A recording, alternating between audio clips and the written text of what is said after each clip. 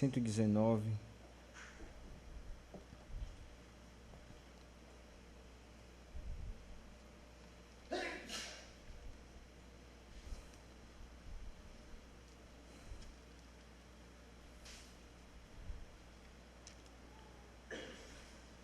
Nós vamos ler os versos de número 1 a 8. Siga a palavra do Senhor.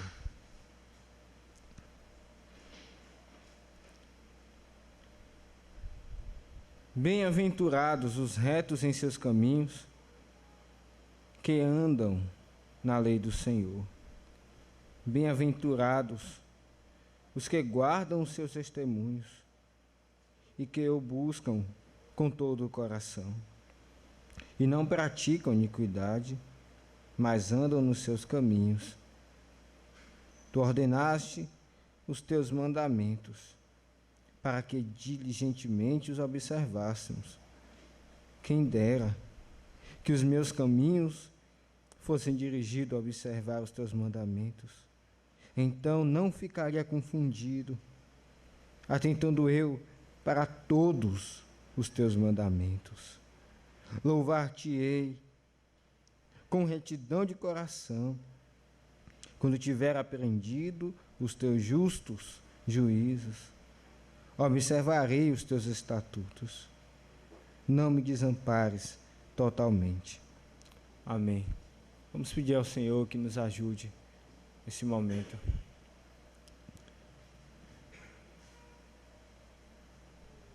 Ó Senhor, Todo-Poderoso de Jacó, nós somos fracos e necessitados, Senhor.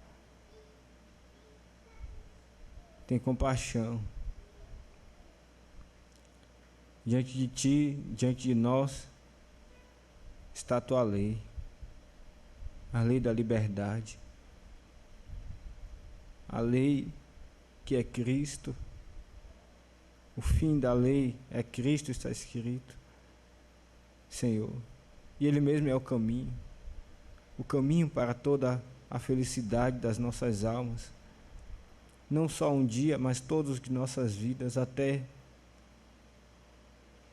a eternidade. Mas, Senhor, nós não temos olhado assim para a Tua lei. Como as escamas caíram dos olhos de Paulo, faz cair, Senhor, de nossos olhos. Fala ao nosso coração, desvenda os nossos olhos. Cada um aqui veio para ouvir a Tua voz. Senhor, fala ao coração, Senhor. Consola os aflitos, exorta aqueles que estão dormindo. Ó Deus, usa-me da parte do Senhor, fala conosco. E assim, Senhor, nós diremos ao Senhor: louvar-te-ei com retidão de coração. Louvaremos ao Senhor quando andarmos em Teus caminhos. Faz isso conosco, Senhor, em nome de Jesus. Amém.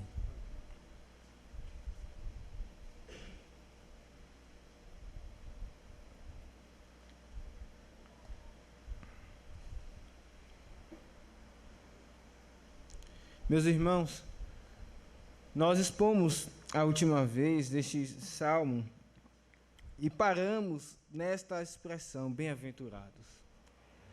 E nós vimos porque há necessidade de pararmos um pouco nessa expressão.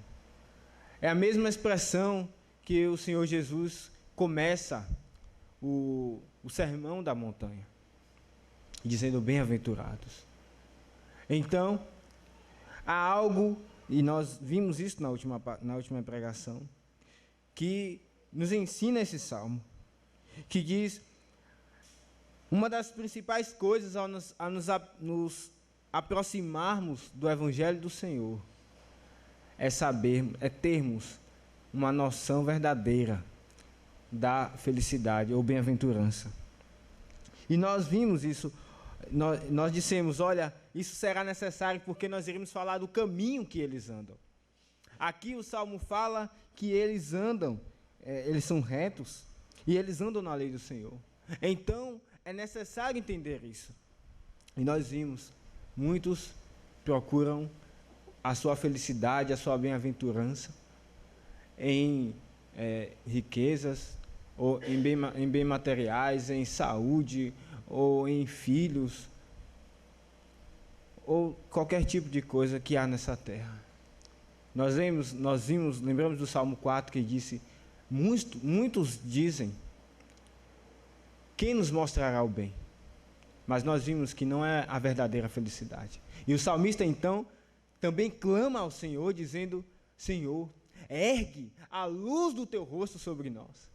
E é esta a verdadeira felicidade. À luz do rosto do Senhor, nós aprendemos que toda vez que a palavra do Senhor fala da luz do rosto dele, significa que é o favor dele. Significa que é o coração dele aberto para nós. E não há outra felicidade para a igreja, senão essa. Mas então, neste momento, nós passamos a este sermão e o resumo dele é que uma obediência sincera, constante e uniforme à lei de Deus é o único caminho para esta verdadeira bem-aventurança que nós vimos. Uma obediência sincera, constante e uniforme à lei de Deus é o único caminho para a verdadeira bem-aventurança. E nós iremos ver isto em 3 pontos. Primeiro, que há uma regra aqui nesse salmo, nesse verso 1, e é a lei de Deus. Diz que os bem-aventurados andam na lei de Deus, na lei do Senhor. Em segundo lugar, que há uma conformidade com esta regra. E em terceiro lugar, o que este caminho tem a ver com a verdadeira felicidade? Então, em primeiro lugar, há uma regra aqui, que é a lei de Deus. Em segundo lugar, não apenas a regra, mas uma conformidade com esta regra. E em terceiro lugar, que o que tem a ver este caminho com a verdadeira felicidade? Então nós vamos ver, em primeiro lugar, a regra é a lei de Deus. Meus irmãos, apenas se olharmos para este momento, os céus, nós iremos ver que está escuro. Isso significa que há uma lei que governa o dia. Assim como amanhã, se Deus permitir, estará claro. Assim é toda a criatura, tudo aquilo que Deus fez, há algo que rege e que governa aquilo que o Senhor fez. E principalmente a nós, em Adão. O Senhor nos fez sobre uma lei. Mas nós não somos apenas criatura de Deus, nós crentes. Nós somos novas criaturas. Então, digamos que duplamente, a lei de Deus governa, deve governar a nossa vida. Se a lei não tivesse vigor, como nós ouvimos em muitas igrejas, que agora é o tempo da graça, e não é preciso se atentar muito a obedecer a palavra de Deus, então, eu diria, se não há lei em vigor, não há pecado. Porque está escrito em Romanos 4,15, porque onde não há lei, também não há transgressão. E 1 João 3,4 diz, qualquer que comete pecado, também comete iniquidade, porque o pecado é iniquidade, ou a transgressão. Ou seja, o que é o pecado? É a transgressão da lei. Mas se não há uma lei em vigor, então não há pecado. Eu pergunto a você, aliás, eu digo a você agora, pergunte à sua consciência, se você tem ofendido ao Senhor. Pergunte a ela se há algum pecado contra Deus. Pergunte a ela se há algum dever que você não tem cumprido. Tem que se lembrar. Volte um pouco o filme, nesse dia mesmo. E se lembre se ela não lhe acusou justamente de não amar ao Senhor como você deveria, de não se dedicar a Ele como deveria. Se isso aconteceu, meu irmão, é porque ela está baseada numa lei. Então, a lei de Deus está sim em vigor. Mas é desanimador como nós olhamos para a lei do Senhor, muitas vezes. A palavra do Senhor diz que os ímpios iriam olhar em Deuteronômio 4, 6 e 8, e diriam: este grande povo é nação sábia e entendida, e nação tão grande, e que nação há tão grande que tem estatutos e juízos tão justos como toda esta lei que hoje põe perante vós. Então diz a palavra de Deus que os ímpios iriam olhar para a igreja, iriam admirar, porque eles têm essas leis justas. Eu lembro quando eu trabalhava na Braskem, que eu nunca tive uma experiência terrena de obedecer regras como lá. E então, e realmente eram, digamos assim, entre aspas, tocado um terror. Olha, você tem que obedecer isso por causa disso e por causa daquilo. E era, obviamente, justo, porque haviam produtos químicos, pressões altíssimas, temperaturas altíssimas. Então, era um lugar perigoso. Não só isso, um simples subir a escada e ter de pegar no corrimão. Regras. Mas eu lembrei disso e fiquei pensando o quanto os que trabalham nessas empresas, não só como Braskem, mas outras do tipo, se orgulham dessas regras.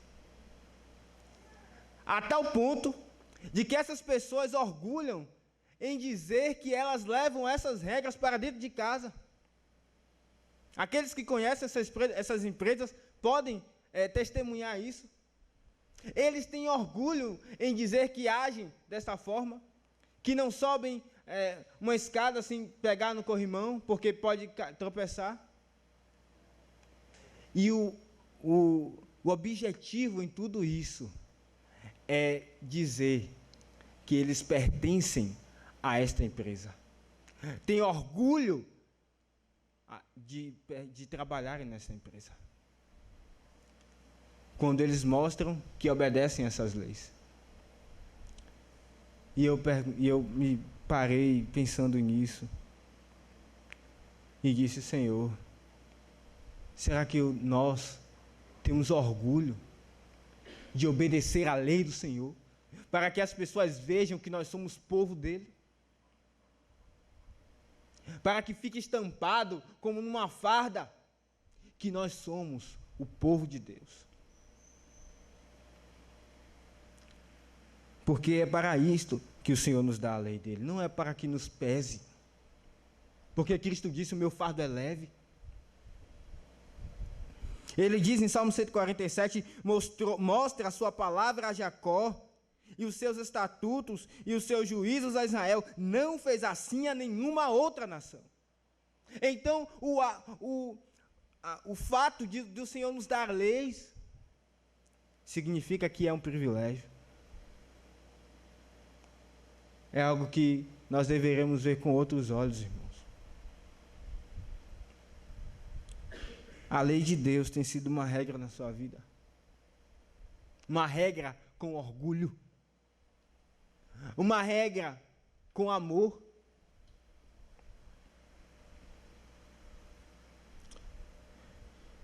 Se o Senhor não nos requeresse esta regra, por que ele diria então em Hebreus que escreveria esta lei em nossos corações? Assim como na arca estavam as duas tábuas, assim ele disse que colocaria em nossos corações a sua palavra. Então, eu lhe pergunto: onde está a lei de Deus em sua vida? Que relevância ela tem tido para você? Qual é o tom da lei de Deus aos seus ouvidos? Ela lhe dirige?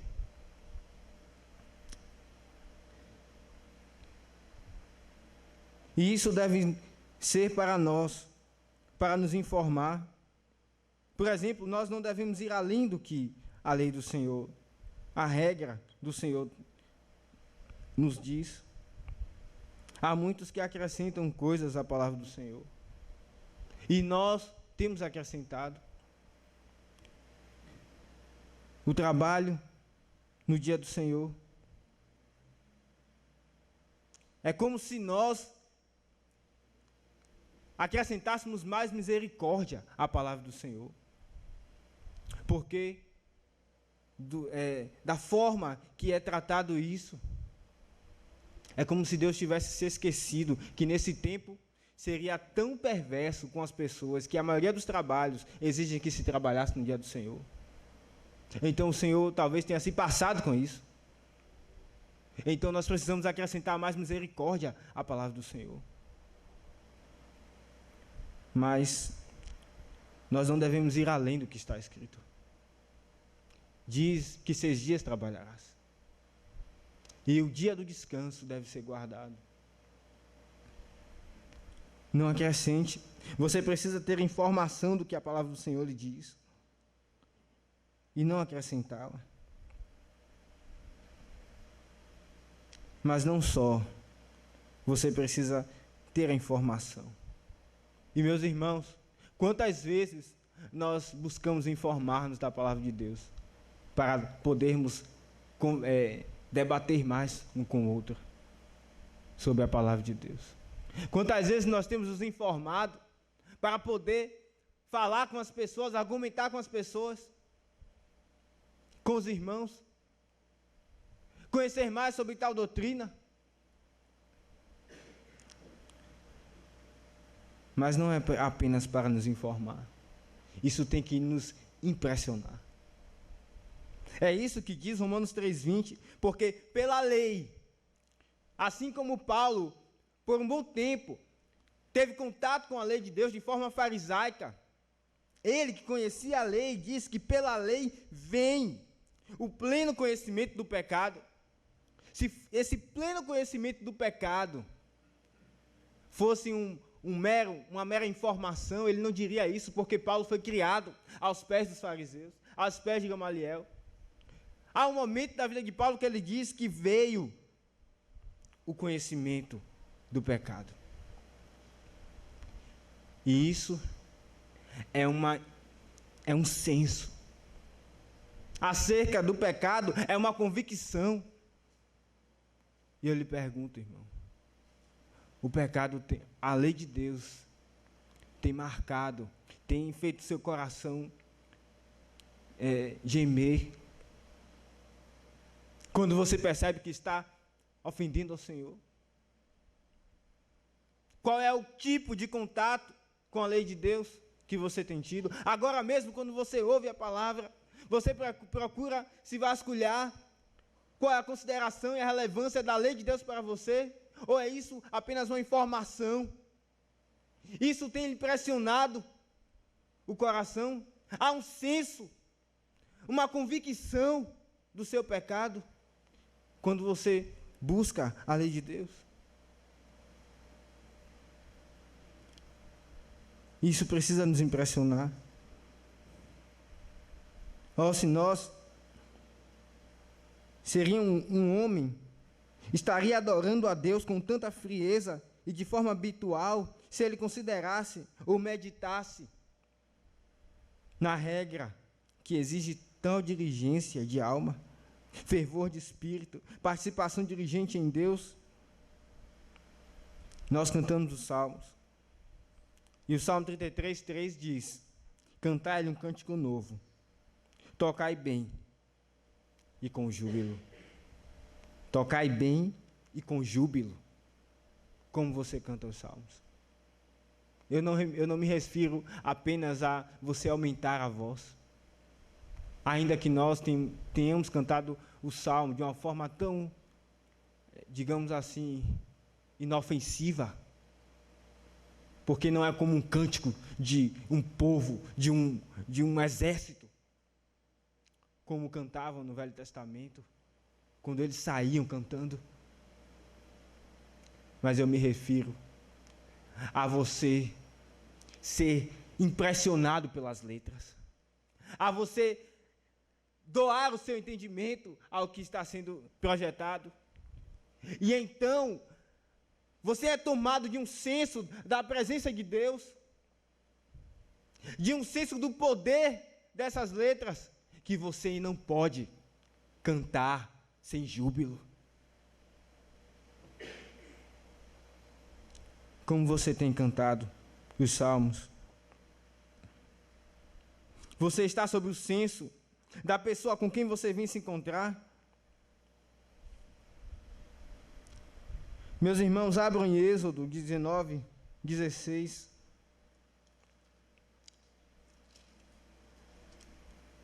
Aliás, no verso de número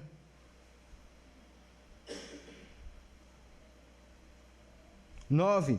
Vejam, Êxodo 19, 9. E disse o Senhor a Moisés: eis que eu virei a ti numa nuvem.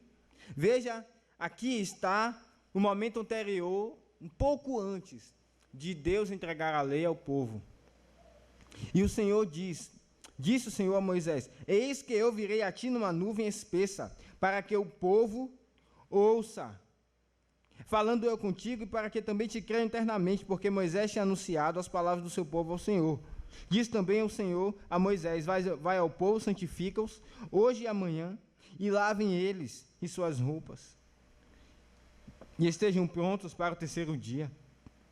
Porquanto, no terceiro dia, o Senhor descerá diante dos olhos de todo o povo sobre o Monte Sinai. Agora veja, o que o Senhor disse que iria acontecer: e marcarás limites ao povo em redor, dizendo: guardai-vos, não subais ao monte, não toqueis o seu termo, todo aquele que eu tocar o monte, certamente morrerá. Nenhuma mão tocará nele, porque certamente será apedrejado ou aceteado. Qualquer seja animal, quer seja homem, não viverá. Soando a buzina longamente, então subirão ao monte. E então, se vocês lerem o resto do capítulo, foi isso mesmo que aconteceu. Começou a trovejar, ficou escuro. O monte fumegava. Mas o que eu quero com esse texto é: se nós ouvimos que terá culto, especialmente no dia do Senhor, e em Hebreus diz que ele prometeu não só abalar a terra, mas também os céus, eu lhe pergunto, o seu coração começa a ficar sob um senso desta pessoa que estará aqui no dia do Senhor? Se tocar o monte, morrerá, animal ou homem morrerá. Mas isso foi no Velho Testamento. Meus irmãos, agora é pior. Agora ele prometeu não só abalar a terra, mas os céus. É isso que está em Hebreus. E com que coração nós vimos? O que isso causa em nós?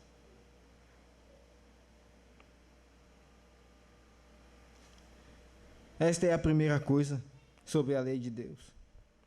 Não deve apenas nos informar, mas também nos impressionar. Mas talvez você pergunte: como posso saber se tenho tido esse senso da lei de Deus? E é este o nosso segundo ponto, então: a obediência, a conformidade com a obediência desta regra. Em segundo lugar, então, não basta apenas que você conheça, mas também pratique. Há muitos que dizem: que palavra, que palavra reformada boa, como o Senhor falou. Mas quantos fazem? Quantos praticam? Você tem praticado aquilo que você tem ouvido?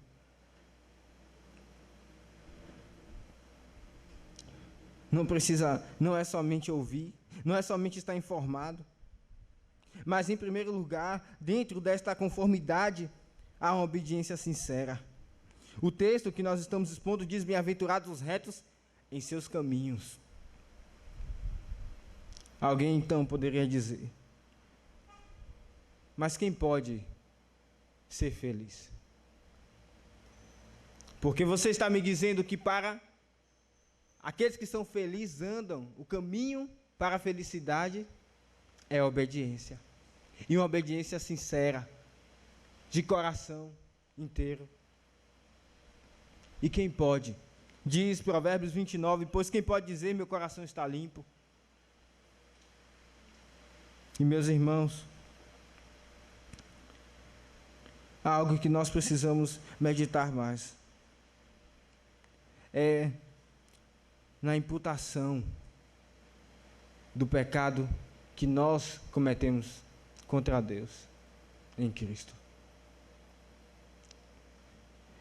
Na cruz, o Senhor não viu seu filho. Nós já pregamos isto aqui. Na cruz, ele não viu o filho do seu amor. Esse é o evangelho. Na cruz, quando ele estava crucificado, ele viu o seu pecado e o meu. Na cruz ele viu a sua frieza de coração. Na cruz ele viu como você diminui ele, não se preparando para vir o culto. Na cruz ele viu sobre o seu filho, ele viu ali um pecado de arrogância. Ele viu a glutonaria, ele viu a sensualidade. Talvez você se assuste com isso, mas há algo que acontece nos tribunais corruptos. Se alguém que tem infringido a lei for declarado inocente, eu lhe pergunto: ele é inocente? Um policial que sabe o fato, iria correr atrás, iria desejar matá-lo, mas ele não poderia, coberto pela lei. Ainda que aquela pessoa realmente tivesse infringido a lei. Por quê? Porque ela foi considerada inocente. Mas ela não é inocente. Mas a questão é, isso é um título, mas não é apenas um título, um mero título. O peso desse título é tão grande que agora essa pessoa, se ela matou alguém, ela vai andar de uma forma pela lei, como você que nunca infringiu a lei, nunca roubou nada. Ela vai andar pelas ruas e a polícia nem ninguém pode fazer nada. Isso é o peso deste título, declarado inocente. Cristo foi declarado culpado. Você certamente dirá: mas ele não pecou? Sim, ele não pecou. Mas ele foi declarado culpado pelo Pai. Então, meus irmãos, ele é o oposto, ele foi tratado como o oposto daquele que obedeceu toda a lei. Para que nós, como diz o Salmo 32, abra no Salmo 32, verso 1, bem-aventurado aquele cuja transgressão é perdoada e cujo pecado é coberto. Bem-aventurado o homem a quem o Senhor não imputa maldade e em cujo espírito não há engano. Algumas traduções dizem: a quem o Senhor não vê dolo algum. Veja a versão atualizada.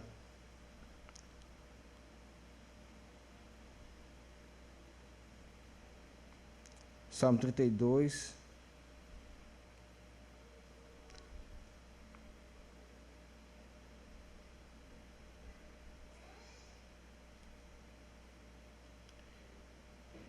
Bem-aventurado o homem a quem o Senhor não atribui iniquidade, e em cujo espírito não há dolo. A quem o Senhor não atribui iniquidade. Isso significa que o Senhor olha para nós, para a igreja, e não vê pecado. Pecado algum. Ele não atribui pecado algum. Ele olha e ele só vê o sangue de Cristo. E não há pecado. Você não se impressiona com isso? Você não dá graças a Deus por isso? Você não acha isso o mistério dos mistérios? Como aquele que perscruta o coração e os rins não pode ver o meu pecado? Aquele que os olhos perscrutam todas as coisas, ele não vê. Ele não pode ver. Mas isso não é por menos, meus irmãos. É assim, o Senhor não olha para nós e não vê pecado, e nós podemos viver como então queremos? Não é assim. Se a justiça dele está imputada, a santidade dele é transmitida a nós. E então nisso, a palavra de Deus diz que o crente não peca. Porque ele é santo. É a própria santidade de Deus que está sendo transmitida a ele. João disse que ele não pode pecar porque é nascido de Deus. E é nisso que está a obediência. O apóstolo Paulo diz, e por isso procuro sempre ter uma consciência sem ofensa, tanto para com Deus quanto para os homens. Uma consciência sem ofensa. É nisso que constitui, meus irmãos, esta verdadeira felicidade. Eu lhe pergunto, você tem andado cuidadosamente, se esforçando para ter sua consciência sem ofensa? Você tem andado a todo momento, seja onde você estiver, no meio de um trânsito em que as pessoas são como cães para devorar uns aos outros? Você tem andado dizendo a única coisa que eu não posso é ofender o meu Deus? Eu não posso pecar contra o meu Senhor?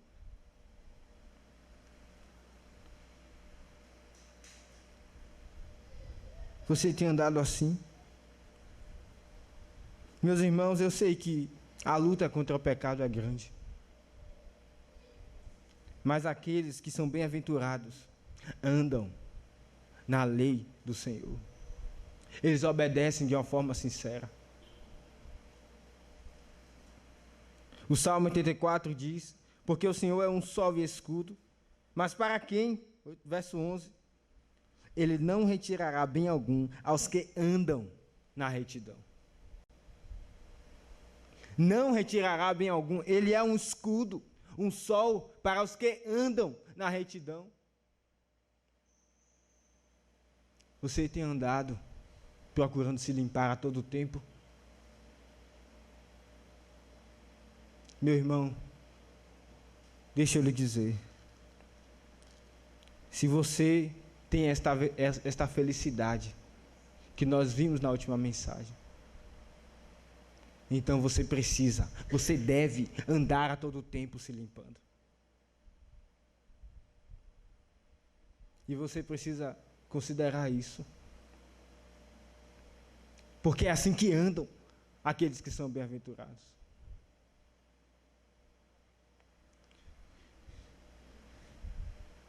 O Salmo 85:9 diz, certamente que a salvação está perto. A salvação está perto. Certamente a salvação está perto daqueles que o temem.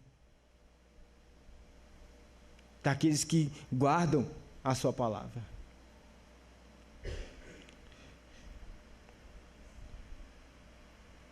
Você precisa ter esse exercício diligente.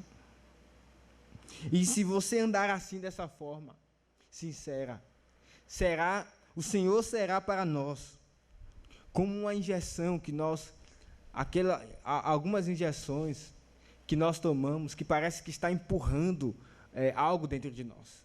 A proporção que o líquido vai entrando, parece que está empurrando algo dentro de nós. Nós sentimos isso. Pois é assim que diz o Salmo 103. Afasta de nós as nossas transgressões. Assim como está longe o Oriente e o Ocidente, assim afasta de nós as nossas transgressões. Assim como o pai que se compadece de seus filhos, assim o Senhor se compadece daqueles que o temem. Mas isso é daqueles que o temem. É daqueles que andam procurando ter uma consciência sem ofensa diante de Deus. Assim o Senhor olha, vê a aflição do coração. E como o Oriente e o Ocidente, Ele afasta. A santidade dele começa a entrar em você. E ela vai empurrando o pecado. Ele vai afastando, a luz vai entrando e vai dissipando as trevas.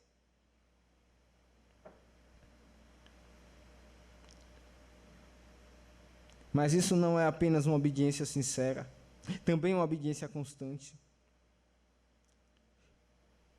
A palavra do Senhor nos diz que eles andam nos caminhos, andam na lei do Senhor. Mas eu lhe pergunto, você tem dado um passo ou dois na lei do Senhor? Ou você tem andado na lei do Senhor? Porque diz que andam. Meus irmãos, você tem dado um passo ou dois na oração? Então você está cansado de orar? Eu não disse cansado na oração, lutando contra o esforço físico, o esforço do dia a dia, lutando contra a dificuldade as tentações de raciocínios. Eu não disse lutando contra dores, e então assim você está cansado. Mas eu disse você está cansado da oração. Então você não tem andado. Você começa a dar um passo ou dois e começa a cansar de andar neste caminho de oração. Como você tem andado em oração, meu irmão? Há momentos na vida do crente que ele não consegue ouvir o Senhor, sentir o Senhor. Mas a palavra de Deus diz que eles andam na lei do Senhor. Você parou de andar porque você não está mais sentindo Ele. Não pare, porque os bem-aventurados andam. Você tem que ter isso diante de você. Você está cansado da santidade?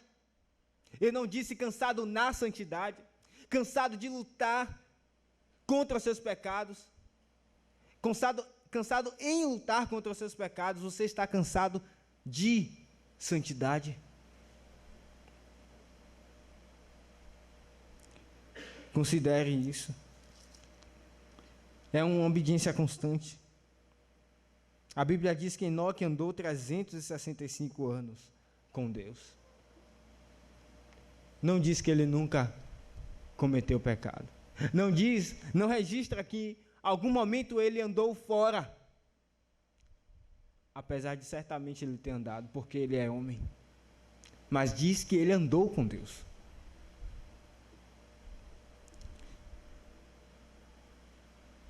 E é uma obediência uniforme. A Bíblia diz, falou Deus todas estas palavras. Êxodo 20, verso 1. Você tem sido o mesmo que você é aqui, com sua esposa em casa? Ou você tem escolhido lugares para obedecer a palavra de Deus? No trabalho você tem sido de uma forma e aqui na igreja de outra? Você precisa ter uma obediência uniforme. É dessa forma que os crentes obedecem à lei de Deus. Meus irmãos, um ódio a um pecado e amor a outro pecado não é um ódio verdadeiro. Porque falou Deus todas estas palavras.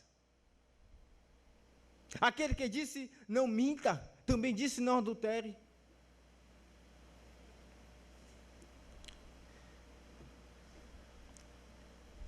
O prego. Você talvez não odeie o prego que furou a mão direita de Cristo, mas você odeia o prego que furou a mão esquerda dele. Qual a diferença disso? Se furou a mão de Cristo, se rasgou a carne dele. Você precisa odiar todo pecado. Mas veja que em terceiro lugar, aqui, nós temos qual é a relação que isso tem com a verdadeira felicidade. E a primeira relação que nós temos é que isso nos traz uma semelhança com Deus. O salmista diz no Salmo 17, quanto a mim, eu contemplarei a tua face na justiça, e me satisfarei da tua semelhança quando acordar. Meu irmão, talvez você esteja cansado nesta luta, cansado nessa estrada, nesse caminho que leva à verdadeira felicidade.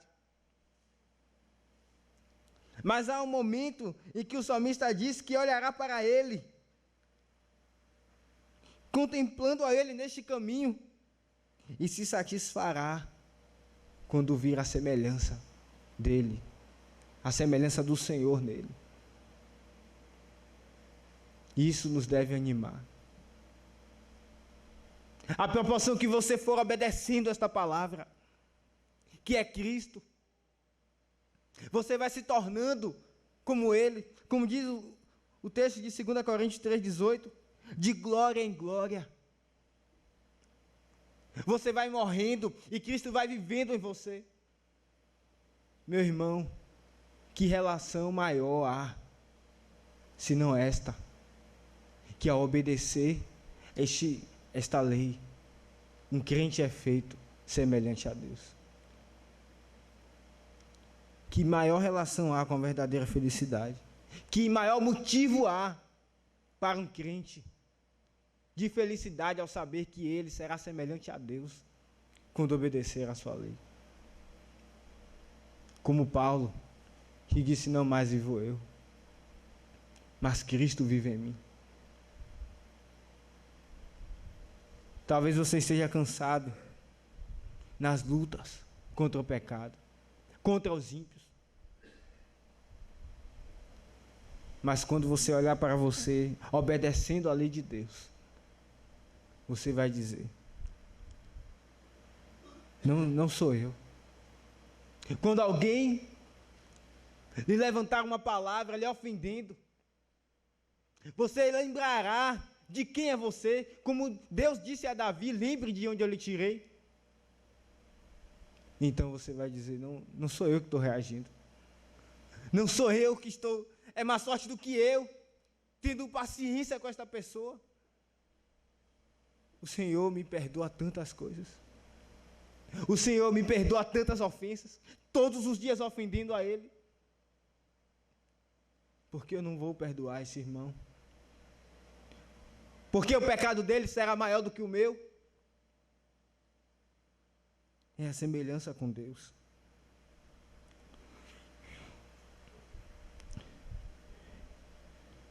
E, em último lugar, meus irmãos,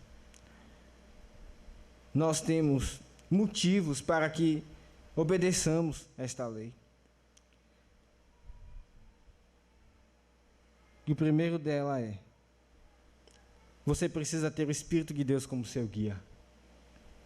Se você colocar uma criança para aprender a ler, com um gabarito do lado dela, e sair, um professor fizer isso, e sair, deixar ela lá sozinha, ela irá aprender a ler? Se ela estiver do lado dela, o que ela deve fazer, a regra, o modelo, aquilo que o professor requer dela, ela irá conseguir fazer, nunca tendo escrito? Ela não irá conseguir. Porque ela precisa da regra, mas também ela precisa do professor. Você precisa do Espírito Santo. Você tem a lei de Deus. Você tem o que Deus quer de você. Mas você não irá conseguir obedecer sem o Espírito Santo. Ele é como um vento. Assim como um vento, que nós estamos num lugar parado, sem ventilação, e nós não vemos o vento. Mas quando ele sopra, nós sentimos um frescor no nosso corpo. Assim é o Espírito Santo. Ainda que nós não vejamos, ele é real, porque nós estamos sentindo. E a Bíblia diz que ele é como o vento, nós não sabemos de onde vem nem para onde vai. Você precisa esperar no Senhor, o Espírito Santo. E quando ele vem, você não terá dúvida que ele está, assim como você não tem dúvida que está sentindo um vento, você não terá dúvida que é ele, pegando na sua mão, para lhe fazer obedecer. Quais são as suas dificuldades em obedecer à lei de Deus? Quais são o que você ainda não tem conseguido obedecer, meu irmão? Peça ao Espírito Santo. Ame mais essa pessoa do Espírito Santo. Clame por essa pessoa do Espírito Santo. Conheça mais esta pessoa. E ele virá para lhe ajudar, lhe guiar. Você ouvirá, como diz Isaías 30:21, e os teus ouvidos ouvirão uma palavra atrás de ti, dizendo: este é o caminho, andai por ele. Mas em segundo lugar, nessa aplicação, é que você deve tomar as palavras, as promessas como encorajamento. Há momentos, irmãos, que se você olhar e tentar perceber o Senhor, você não irá conseguir. Tantas palavras há nos Salmos, que o salmista clamou, e clamou, e clamou, e o Senhor não ouviu. E o que sustenta um crente nessa hora? O que sustenta o crente se o pecado não para? O pecado não para de tentar. Se o Senhor se calou, mas o pecado não parou de tentar. 2 Pedro 1:4 diz: em que tem sido doadas a nós preciosas e muito grandes promessas, para que por elas vos torneis participantes da natureza divina, havendo escapado da corrupção que há no mundo, pela concupiscência. Tem sido doadas promessas muito grandes, preciosas, mas não só essas. Salmo 85:13 diz que ele nos porá no caminho de suas pisadas. Meus irmãos, faça uma análise da sua vida. Você tem andado nos caminhos do Senhor? Você tem andado dia após dia na lei do Senhor? Ou você tem dado alguns passos?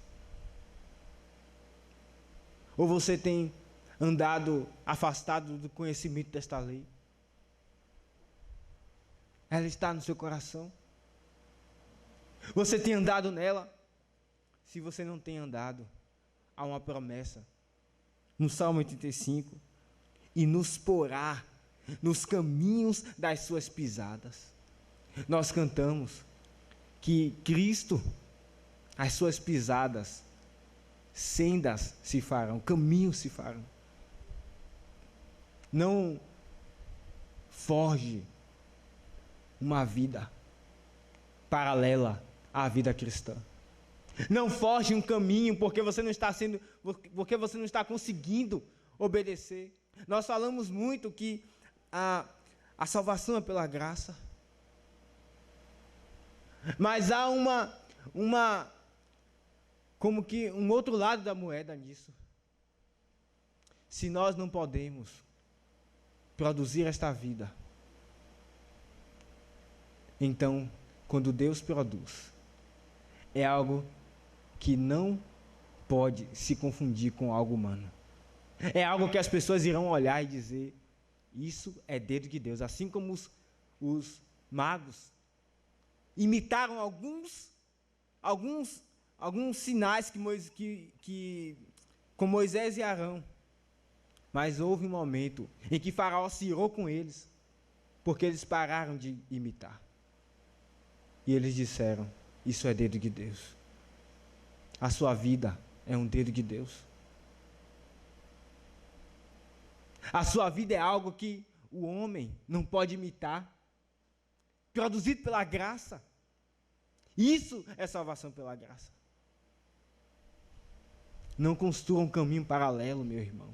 Você não precisa, porque é uma promessa que diz que Ele nos porá no caminho das suas pisadas.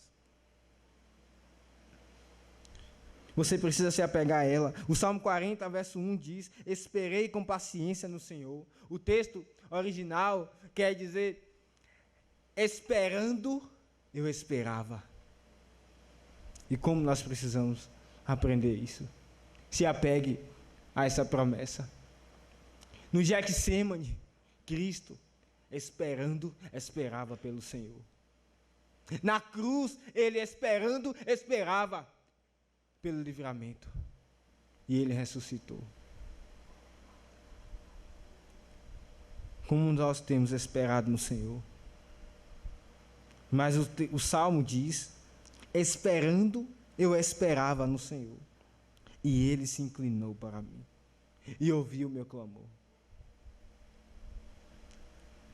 Ezequiel 20, 43 e 41 diz, ali, o verso 43 diz, ali vos lembrareis dos vossos caminhos, e de todos os vossos atos, com que vos contaminastes, e tereis nojo de vós mesmos, por causa de todas as vossas maldades que tendes cometido. Meus irmãos, vocês têm tido nojo de vós mesmos,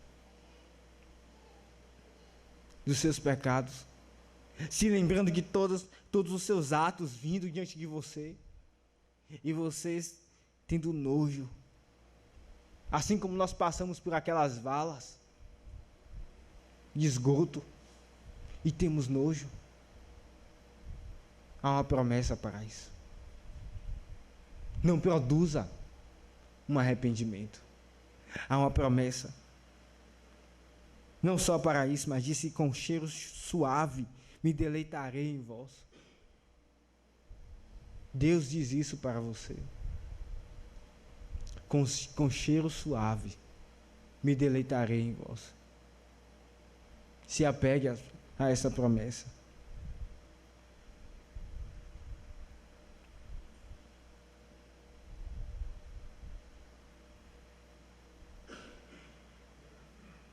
Eis que os olhos do Senhor estão sobre os que o temem, sobre os que esperam na sua misericórdia, para lhes livrar as almas da morte e para os conservar vivos na fome.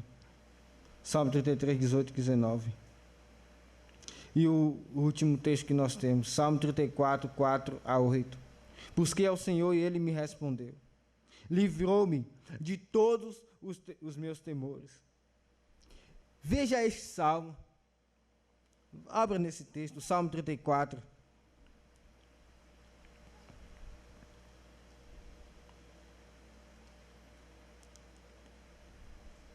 Salmo 34, do verso de número 5, agora que nós estamos.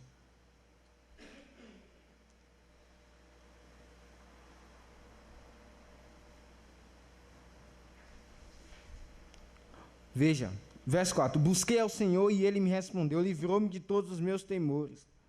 Agora ele diz, olharam para Ele e foram iluminados. Parece que ele aqui se lembra do que aconteceu com outros. Olharam para ele, foram iluminados, seus rostos não ficaram confundidos. Então ele diz: clamou este pobre, e o Senhor o ouviu, e o salvou de todas as suas angústias, de todas as suas angústias. E ele diz no verso 8: provai e vede que o Senhor é bom. É como se ele se lembrasse que outros obedeceram esta promessa, esta palavra, e confiaram na promessa. Talvez você esteja como que no escuro, e Deus não tem se manifestado a você. E talvez você esteja esperando. Você tem que se lembrar de outros que obedeceram, e Deus se manifestou a eles. Então se lembre, olhe para a vida deles e se anime, e obedeça ao Senhor, ande na lei do Senhor. Então será com você como foi com o salmista. Clamou este pobre, e o Senhor o ouviu. E ele disse: então provai e vede que o Senhor é bom. Assim como nós não podemos saber quão boa é uma comida. Acontece muito isso. Nós comentamos da comida de alguém, quão boa é. Comida de fulana, de minha tia, de minha mãe, é muito boa. E a outra pessoa diz: é mesmo, que bom. E não sabe de nada. Até aquele dia que a pessoa se senta na mesa, come, e então diz: que maravilha! Eu não sabia que era assim. Você não irá provar do Senhor. Você não irá saber como Ele é bom, se você não obedecer a Ele e esperar nele. Porque diz o texto: provai. Então você precisa obedecer. E aí isso acontecerá. E vede que o Senhor é bom. Essas foram duas aplicações que você deve ter o Espírito de Deus como seu guia e as promessas para se segurar. Que o Senhor nos abençoe, irmãos, a andar neste caminho, na lei do Senhor, tendo ela como regra, obedecendo ela de forma sincera, constante e uniforme. E isso será a nossa felicidade. Vamos orar.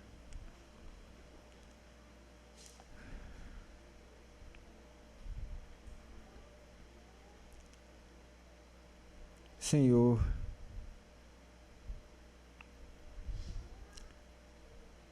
nós queremos agradecer a Tua palavra, Senhor. Tem misericórdia de nós, nos ajuda. Porque é árduo este caminho. Cristo disse: no mundo tereis aflições. E há muitos salmos que dizem, Senhor, que cordas de morte envolvem aqueles que andam neste caminho. Trevas. Tenha compaixão de nós, nos ajuda. Porque ficamos aflitos e necessitados. Em muitos momentos, Senhor. Nos ajuda a continuar neste caminho, o único caminho que nos leva à verdadeira felicidade. Nos ajuda, Senhor, com os exemplos de outros homens, como os puritanos, que experimentaram obedecendo, como o salmista e tantos outros. Nos ajuda a esperar no Senhor, nos ensina, porque temos sido muito imediatos, temos sido imediatistas, mas precisamos aprender a esperar no Senhor. Nos ajuda, tem compaixão de nós, em nome de Jesus, amém.